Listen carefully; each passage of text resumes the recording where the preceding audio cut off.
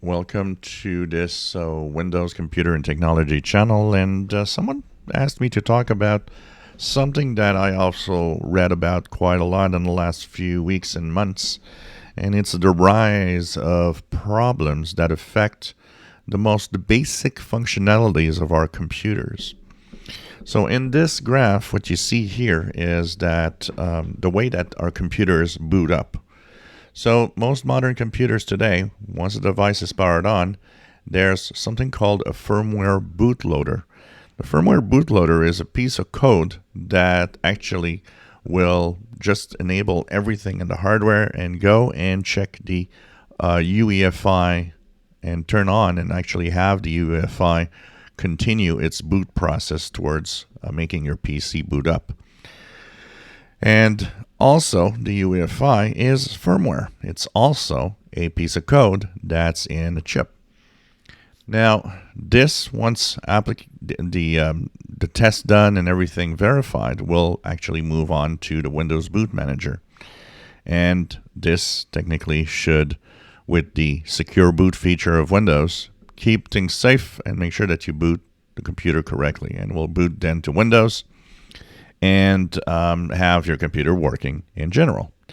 Now, there's one big problem, actually a couple of big problems. First of all, there's one that is been known for a while now, and there's some manufacturers that use a version of the firmware bootloaders that has a security flaw in it.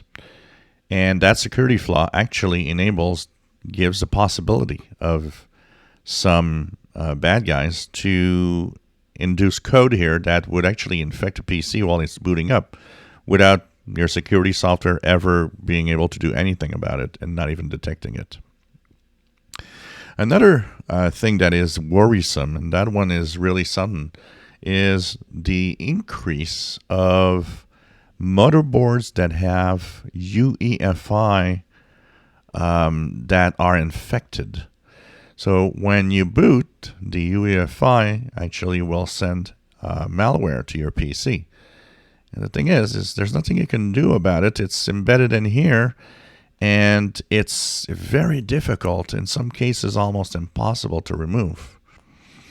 And there has been, and we didn't talk about it, but a couple of weeks ago, Asus was one of the motherboard makers that had infected, some of them had infected UEFI firmware that could actually, infect your machines.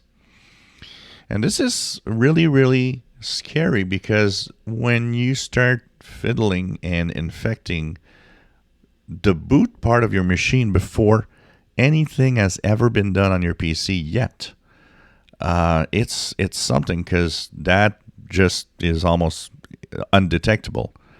When I tell you antivirus is very useless in general, this is an example. If you would get one of those,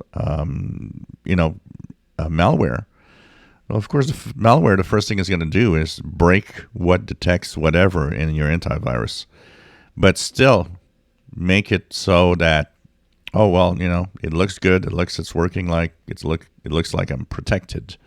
That's why never rely on antivirus to protect you. It's not a good idea.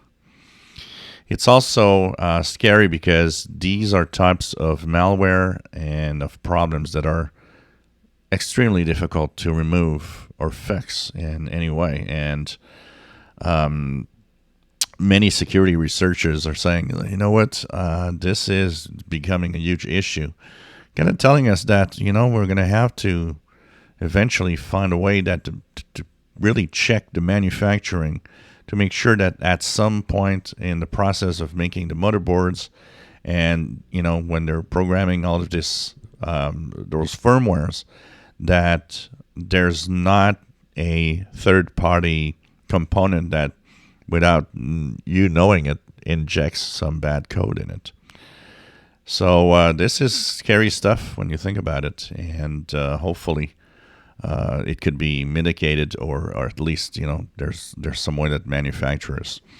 And when we're talking about this, so we talked about Asus, but many of the security researchers that talk about some of the UEFI bootloaders. Sorry, they've checked 23 bootloaders from vendors, and they've seen like Phoenix Technologies and Red Hat not impacted, but they've seen names of impacted motherboards from vendors such as Acer, AMD, American Megatrends, Asus Tech, Dell, Google, Hewlett Packard or HP, Lenovo, Toshiba, Vio Corporation, and they have revocation lists of some of the UEFI firmware that might actually be problematic.